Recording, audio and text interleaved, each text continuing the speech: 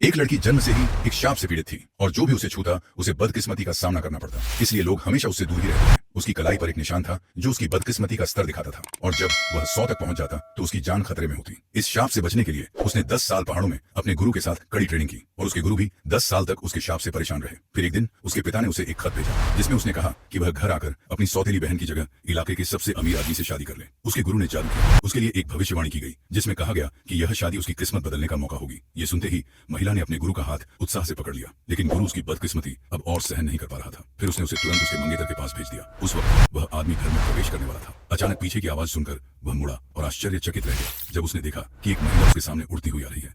महिला सोच रही थी कि उसका परिवार उसे इतनी अच्छी शादी कैसे दे सकता है। जरूर कुछ तो है। उस आदमी में कुछ तो गड़बड़ थी। उसकी बड़बड़ाहट सुनकर आदमी ने उससे पूछा कि उसे क्या हुआ है। औरत ने मुड़कर उसके चेहरे पर लाल धब्बे देखे। वो आगे बढ़ी और उसके चेहरे को छूते हुए बोली कि वो उसकी मंगेतर है। लेकिन अगले ही पल उसका चेहरा गंभीर हो गया क्योंकि उसने उसके चारों ओर एक काली ऊर्जा महसूस की, जिसका मतलब था कि उसके पास ज्यादा से ज्यादा आधा महीना ही बचा है।